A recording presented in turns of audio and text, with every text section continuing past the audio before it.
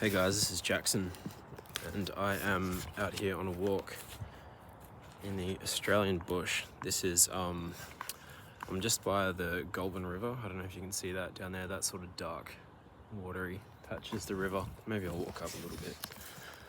This is the Goulburn River, which runs through sort of the central of Victoria, which is the state of Melbourne in regional Victoria. There it is. And this is quite close to my house. I drive like 5 minutes to get here, and I like to walk along here sometimes, and there's a couple of other river tracks that I like to walk along.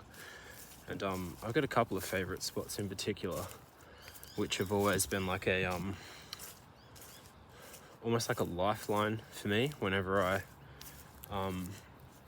feel like I am sort of like stuck with something that I'm trying to do in my life, or need to make a decision and I'm not really sure what to do, and nothing else seems to be working, or like whatever. I usually go for a walk down the river or out among some trees, and usually in that, I guess, like the space that gives me, and the sort of the silence away from all the noise of like fucking cars and shit in town. It's even worse when you're in a city, but oh wow, check this out, hang on. So, someone's left a trolley out here, which is funny, but on top, can I zoom in? I can't zoom in, but I'm gonna try and walk up a little bit closer. That's a kookaburra.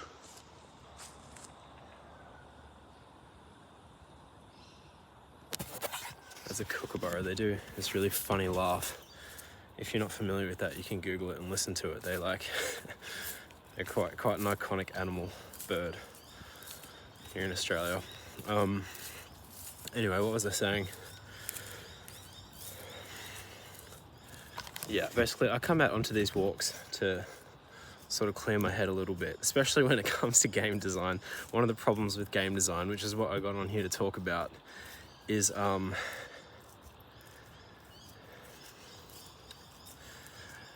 let me pull back. Not one of the problems with game design, but something that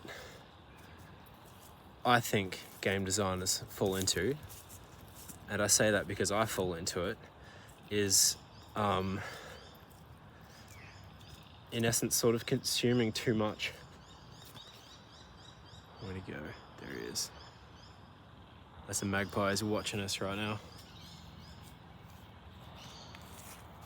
Sorry, buddy. These things swoop you and try to kill you in Australia. Some of them, anyway. Not all of them. Most of them are pretty chill, but occasionally you get ones that are really fucking gnarly. And if they've got like babies up in a tree, and you go too close, they'll like literally swoop you again and again, trying to fucking like peck holes in your head. And like they don't fucking back off, dude. Like they're really, really gnarly. Like they'll go again and again, even if you're like punching at them when they like come in. Anyway, I kind of want to try and find a spot to sit down so I can actually talk and say something constructive without rambling too much. Sort of stay on track a little bit. Okay, so game design. I'm just gonna sort of take a minute to look around. The power lines, lol. I'm not that far out in the bush. I'm actually very close to town. Just across the river there is town over there.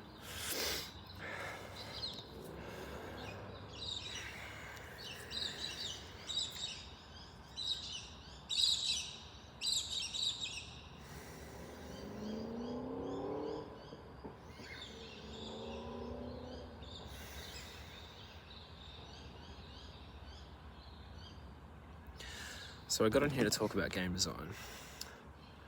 And in particular, this problem that I've noticed in myself is that, well, let me pull back again. So, it's good to study game design. It's good to study all the techniques. It's good to study case studies on how other people have designed games. It's good to study the game mechanics that work really well. It's good to study videos about where people dissect your favorite games and the games that you like and look at the things that make them great and sort of like meta studies of how the code might work, or how they've designed a level, or how they've designed abilities or UI and everything. Like, it's so fucking interesting. Like, my favorite thing to consume on the internet, honestly, is videos where game designers, they break apart my favorite games or games that I've never even heard of, and they talk about, you know, why certain mechanics feel a certain way, or like why you get this sort of sensation or a certain feeling when you're playing a game, and breaking it down. Like, is it fear, or like, you know, do you feel sort of amazed by like a landscape that you come across, or like a certain feeling of curiosity when you see a new enemy, or like these sorts of things, or like the way that you might be moved by a narrative, or like a character arc, or how your character movement might feel, and how they achieved that feeling. Like, shit like that is so interesting to me. And I have like thousands of videos in my like watch later playlist on YouTube of like you know, game mechanic videos that I've been wanting to watch, and I watch a lot of them, but I don't get to all of them because there's just too many, and I want to watch them all, but I just can't. But anyway, the point that I'm making is that they're one of my favorite videos to watch, is like how to make good games and how to do good game design and shit like that. So that's the first thing. But there's a dark side to that,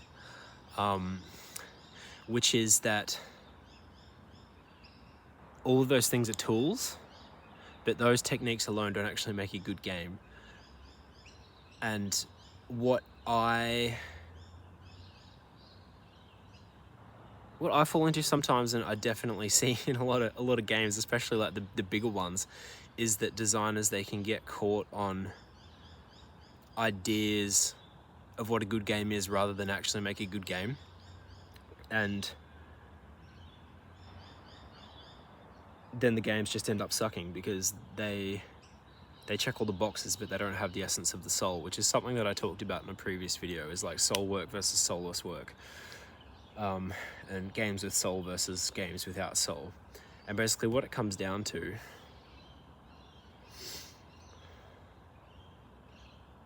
it's like, well, what is a game? It's like, if you're making a game, you're attempting to sort of capture like a feeling, or like a simulation, or like an experience that is profound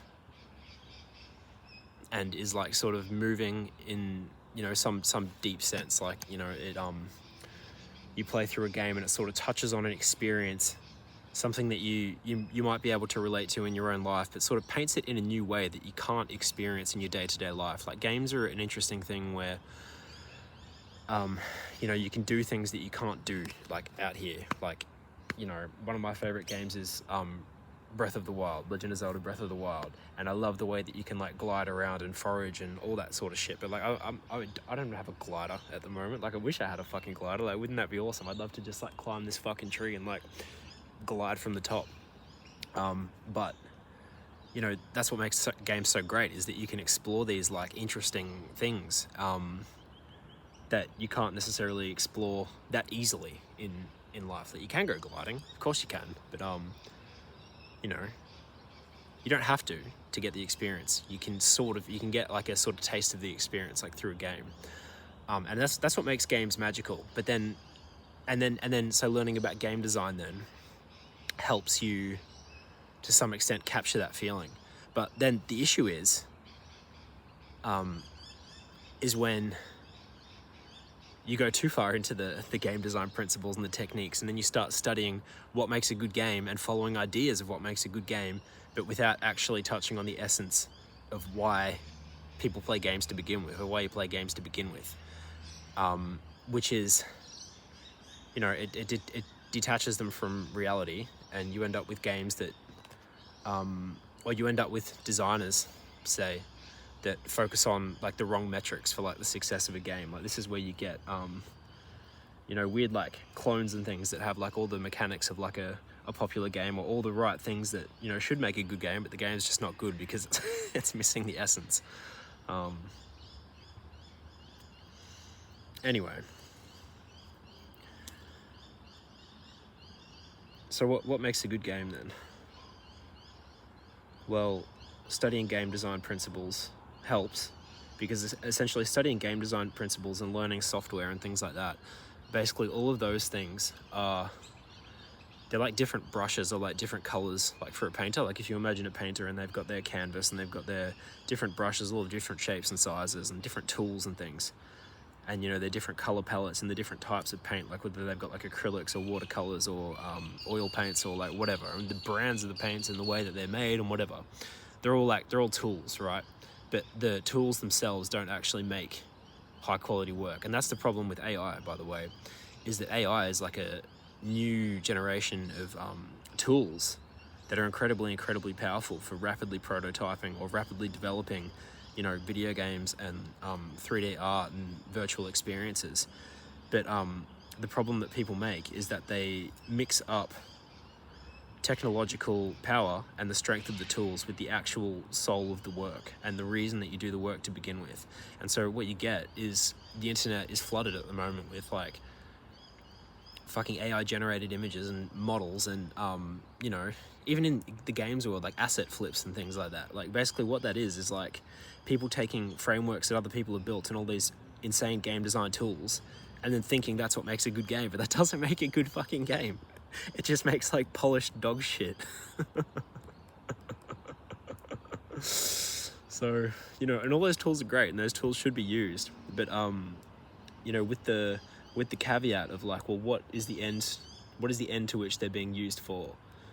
And you know, that's the most important thing, is like what is the goal? What are you trying to convey with the game? What kind of experience are you trying to evoke? So to bring all that home, you know, like this is why I go for walks, because what this is for me is this is a way for me to sort of unplug from that matrix of ideas and all the game design principles and to just like fucking get back into like existence. You know, it's like if you spend too long in, you know, at the computer, you start thinking about games too abstractly. Like you start thinking about them in terms of, you know, mechanics, and like you reduce it down to like a set of systems and tools and principles and things, when really all those things, what they're meant to represent is like this experience that we've got out here, you know? And you can lose sight of that if you don't, I guess, like live your life in between what you're trying to develop. Yeah. Anyway, I'm gonna get up and go for another walk. Let's go for a walk around. So that's I don't really know like what the point of was of all of that, but hopefully that sort of painted a picture that is resourceful and interesting for you to sort of contemplate. The point is that all these game design principles and like techniques and tools,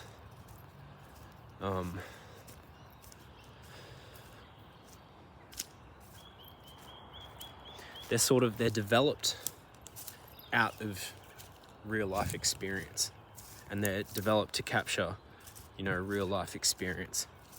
And if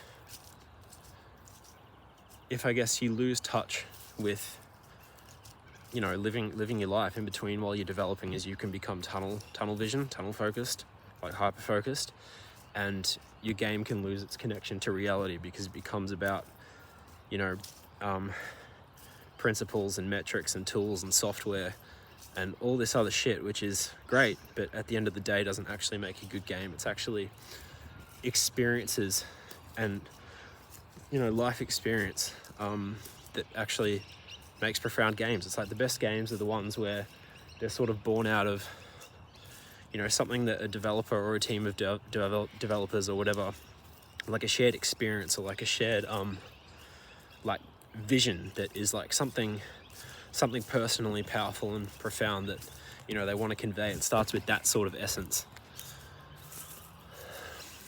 And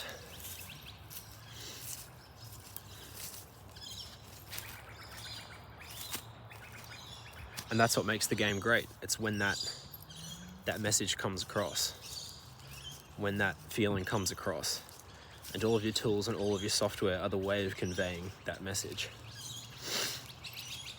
Am I beating a dead horse at this point? I don't know. I feel like I'm just fucking repeating myself. Who knows?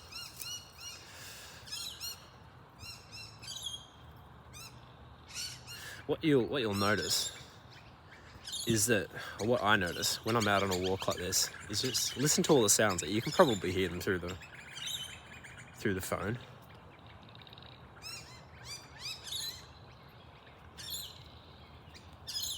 It's like if you just unplug from the machines every now and again, and go for a wander just through the world, not even through nature necessarily. Like, you can wander through just your fucking town, just your streets or your neighborhood or whatever.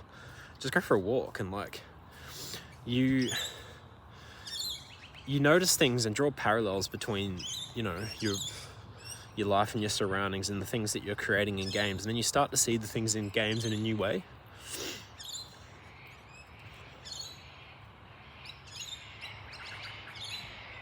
Like hearing all these birds now, it's sort of giving me some ideas for how I could potentially do sound design in the game. It's like, the sounds of the birds are actually quite significant.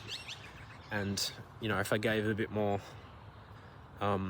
attention to the sounds of the birds in my games, and more attention to perhaps the type of bird calls and the type of birds that I put into my game, that could actually go a long way to creating a deeper sense of immersion that I wouldn't have got if I was just thinking about game design abstractly. So say like if I was just on my computer and I was going to make a forest scene, and I just plugged some trees in using a procedural fucking like tree generator or something, and then just slapped some bird chirping in and then called that a forest scene. It's like, great, it's a forest scene and it checks all the boxes. But compare that with, say, you've got a certain type of tree or, a certain type of bird call that you're using. It's like the more intentional the details become, the more special the environment. And the way that you can, I nearly just slipped in the mud, lol. The way that you can become sensitive to the details that make an environment or a game immersive or engaging or profound, the only way that you can grasp in your mind the important things to include in the game to paint that picture is actually through life experience. It's like that Plato's cave image where it's like there's these people at the bottom of a cave, and then there's a fire at the back of the cave, like sort of near the mouth, and these people are holding up figures in front of the flame which are casting shadows onto the wall, and the people at the bottom of the cave are looking at the shadows and then thinking that's the world, and that's actually not the world. The world's actually outside. And there's this whole like sort of projection thing going on where people are looking at the things on the wall and they're thinking that's reality, but it's a shadow of reality. And that's actually what goes on in game design. And that's the hazard of studying too much game design. I'm going to turn around and walk back. I'm starting to get close to another highway. I don't want to go back up there. I want to be in the trees right now. So that's the hazard of studying too much game design, is that you begin to to sort of lose touch with the like the real thing that all of these, assets inside of games are actually meant to represent. It's like you lose touch with the significance of a real like bird call and the significance of the different types of bird calls. And then you don't include them in the game. And then, the game is like, it's sort of a interesting experience. It can be still an interesting experience, but the way to get that like real profundity is to nail the details that matter. The way to get the profundity is to nail the details that matter, and the way to grasp which details matter is to actually be in the places or go to the things that you're trying to represent in the game. So how can I wrap all this up? Good game design is grounded in life experiences. The way to make profound games is build your mechanics around things that are actually close and important to you, and I guess like things that you can relate to in your real life. Like my games, for example, I tend to always I spend a lot of time on movement. and like making sure that it's fast and responsive and fluid and cool and sort of a little bit unhinged because that's my personality. It's like I grew up spending a lot of time at the skate park, for example, and my body is used to moving quickly along, ramps and things, and like being athletic and shit like that. And so I reflect that in my games in a way that other people probably couldn't, because it's something that I am intimately a part of me. And so when I go to design a game, then I can do things in that game and build mechanics and subtle details in the mechanics and, tune the parameters in just the right way to sort of convey a feeling that you're not going to get in another game, because the creators aren't me. But, I'm not them either. And they can do their own thing as long as their games are grounded in their own life experience. So that's sort of the point that I want to leave with you, is to build games around things that are important to you, and I guess are rooted in real profound experience, and not just like generic shit that checks off lists of what makes a good game because some fucking dude on YouTube at a GDC talk said that good games are made of fucking like X, Y, and Z, or like whatever. I'm not saying you shouldn't watch those videos. You should watch those videos. Watch them all.